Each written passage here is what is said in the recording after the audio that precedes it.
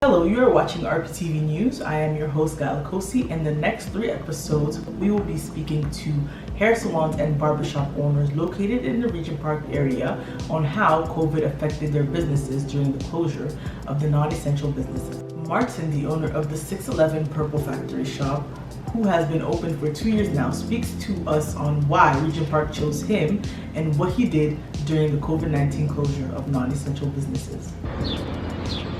When you heard that your business wasn't considered an essential business during the lockdown, what were your thoughts?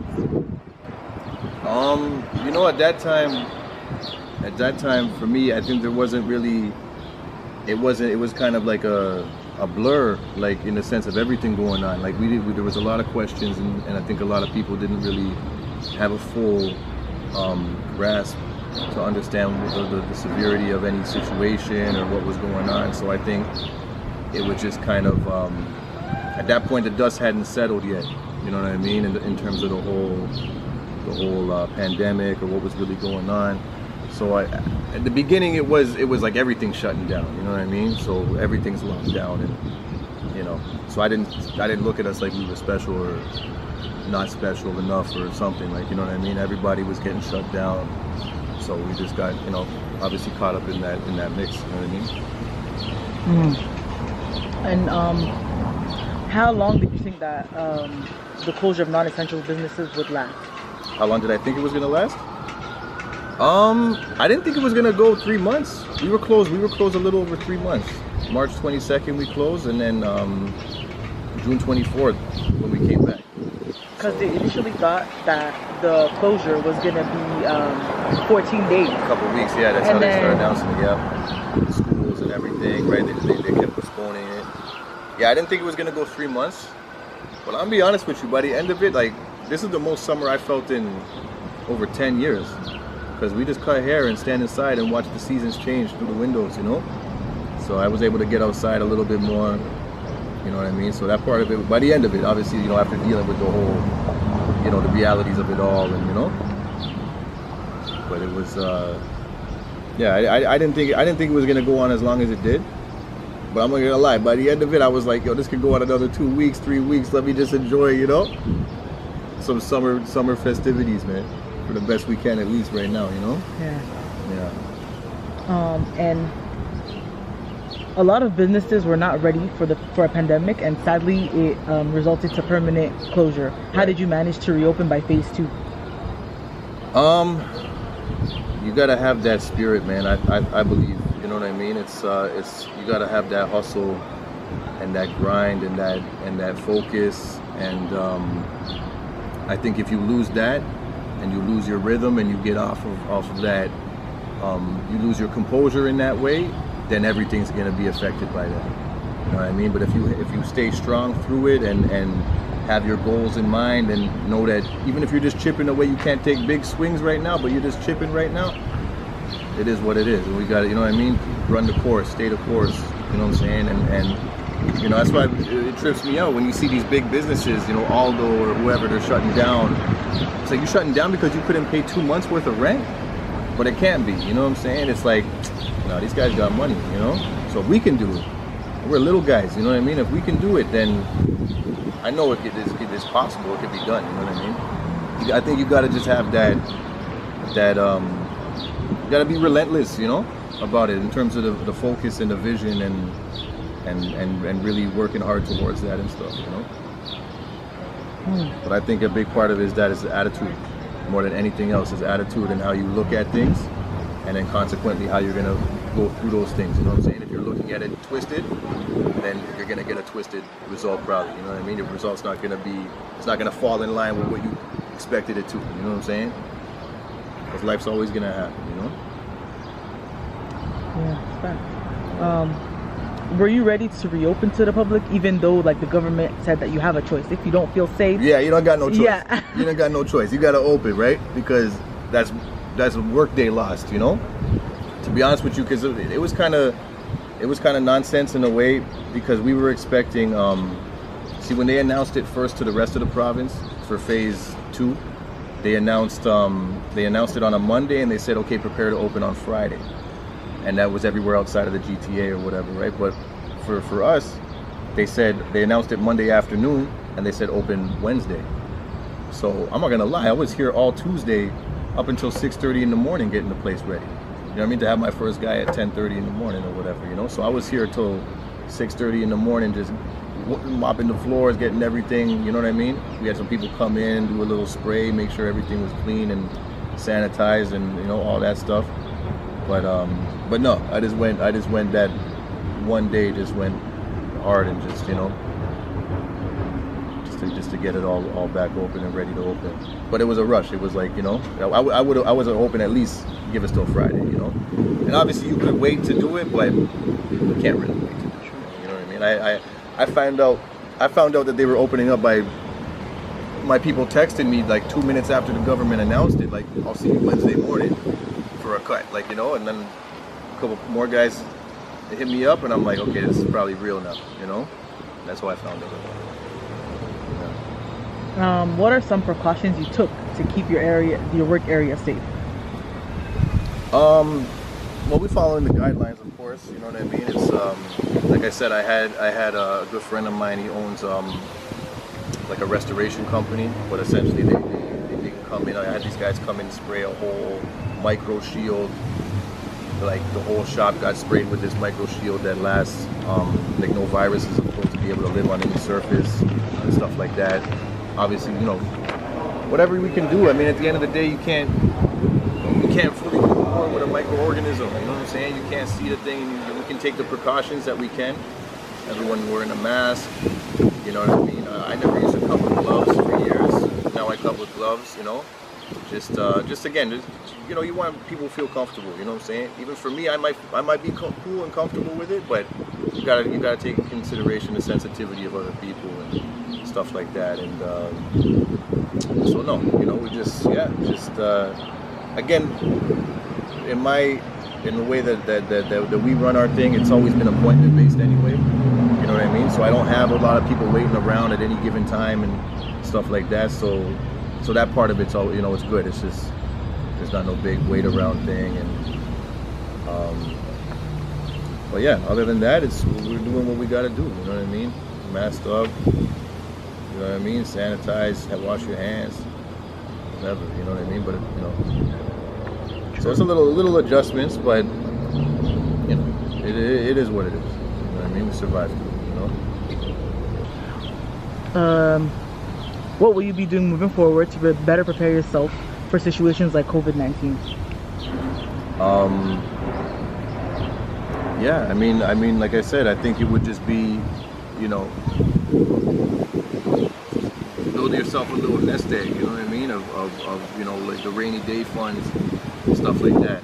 And if you can't, or if you don't have the you know what I mean, if you don't have that luxury, you know, then grind, man. You gotta go hard, man, and whatever it is that you do, and you gotta just, again, stay focused and you know, chip away at it, man. Even if it's a little $40 a day, $50 a day, or whatever, it adds up.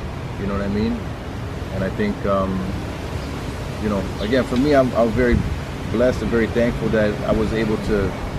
I didn't lose my rhythm through the whole thing. You know what I mean? So it didn't offset me at all like that. Not even on a financial tip or anything like that. Just in terms of your groove. You know what I mean? I know a lot of people that just, it made them lazy. It made them off. It knocked them off of their regular rhythm and whatever, and they didn't know how to bounce back. And then when it comes time to go back now, they're like, oh, they're dragging their feet. Like, I don't want to go back. Like, you know, they got comfortable with just being, not having to do nothing, not working, and just getting to serve money, and you know. Whereas for me, it's like, nah, man, we got vision and things that we want to accomplish, and you know. So, but honestly, in the end of it, to be real with you, it ended up being like a blessing for me. You know what I mean? Just to get some time away from it and realign and refocus, and you know, obviously it's different, and there's, you know, we have to maneuver accordingly. We can't do certain things, and you know, link with people in the States coming up and think it's a little bit different right now, you know. But at the end of the day, it's the part of it too is that everyone's going through it. You know what I'm saying? Every industry is going through it. I don't care how much money you got, your day-to-day has been changed and affected by all of this. you know what I'm saying? So that part of it is kind of reassuring, you know what I mean, for people like us, where it's like, you know, everybody's going through. Every single industry, everything has been felt, you know. I've been feeling all of this. So I think for me to better prepare myself, I'd like to have more of a rainy day fund, you know what I mean? Like in preparation for something like this, if it were to come again. But at the end of the day, that doesn't what fixes the problem, you know what I'm saying? You could have the money, but you spend the money fast and then the money's gone. So you gotta have the right I think the mindset, you know what I mean, and priorities. I think priorities is a big thing, you know. You only have to prioritize your stuff, you know. As a business owner, what are some key takeaways from this situation that will help with the longevity of your company?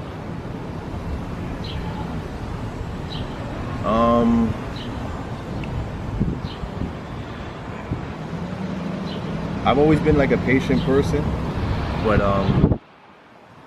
I think it taught me even more patience, maybe, you know, where again, things are gonna fall in with the way the timing. There's a universal timing of everything, you know what I'm saying, and nothing happens before its time, you know. So you can fight all you want and be frustrated all you want. Oh, this was supposed to happen right now for me, but it's like, who are you to know that?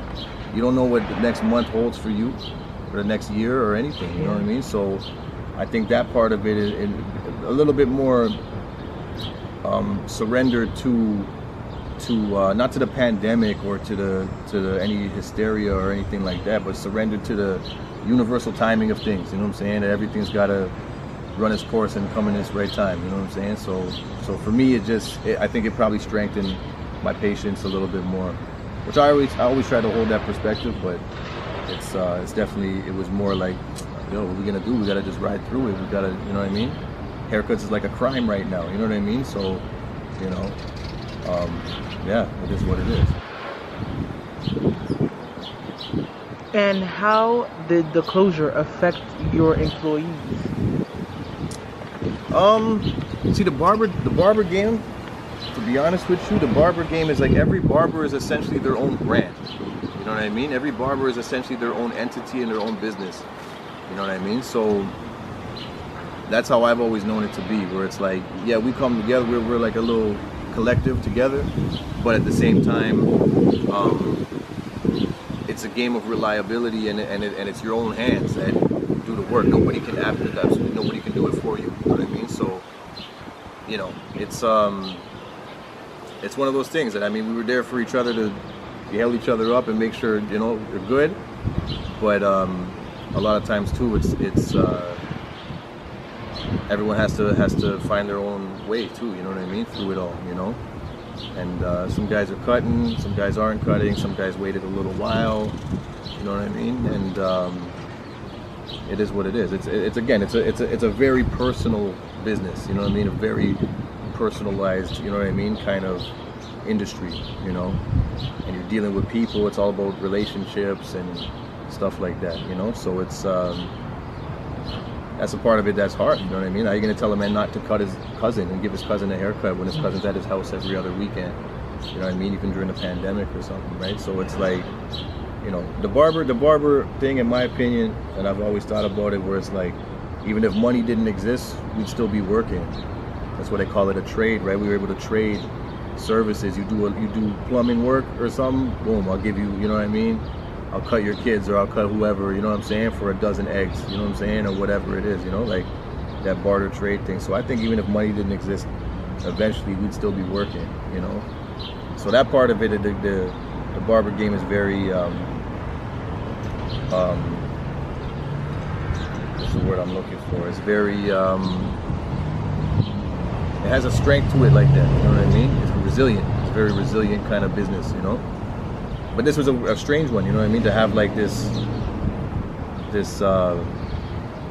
hesitation from people because we don't know what's going on. We don't know what this virus is really all about. You know what I mean? None of us are really trying to find out. You know what I mean? But we're just hearing what we're hearing on the news, good or bad. You know what I mean? Whatever it is, you know. So it's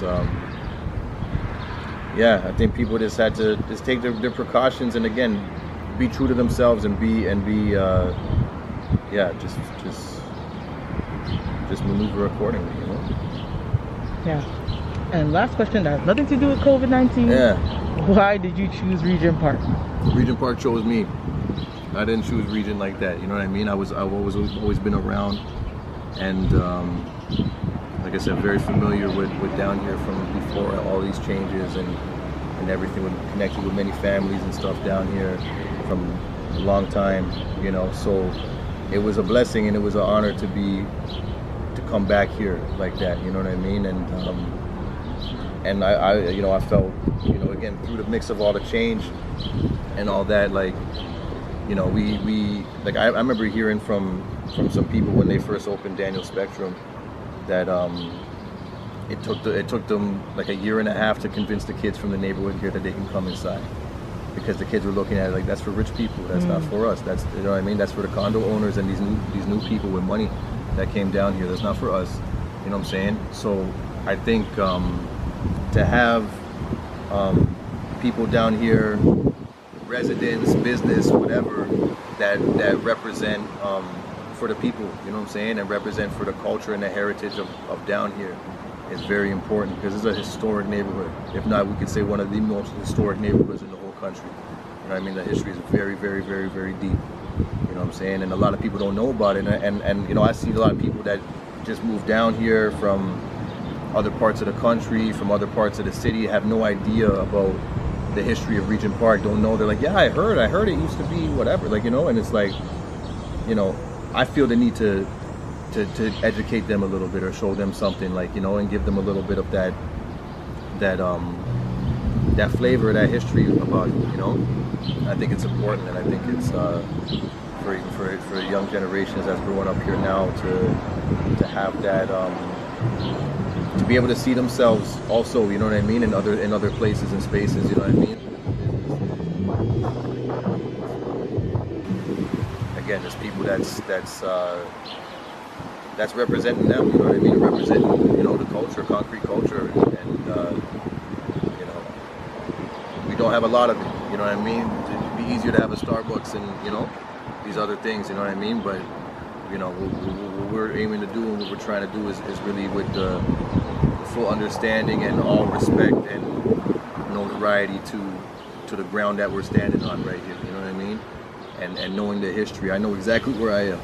You know what I'm saying? At 6'11", I know exactly what was happening, what was going around, like, you know what I mean? Like, so, you know, it's a blessing. I'm very thankful and very grateful to be, to now be a part of that, you know what I mean? And yeah, to try to offer whatever we can, even if it's, you know, just a conversation outside, you know what I mean? Even the kid's not getting cut, it doesn't matter, you know what I'm saying? But just that, be able to build with, you know what I mean, the youth and older people too, everybody, you know what I mean, these new people that have, you know, condo owner people, whatever, you know what I mean, like, because I think moving forward down here, a lot of people want to live in the past, you know what I'm saying, and the past ain't coming back, you know what I mean, and it's like, I think moving forward down here, it requires everybody involved down here to be, they're gonna make it what it's gonna be, you know what I'm saying?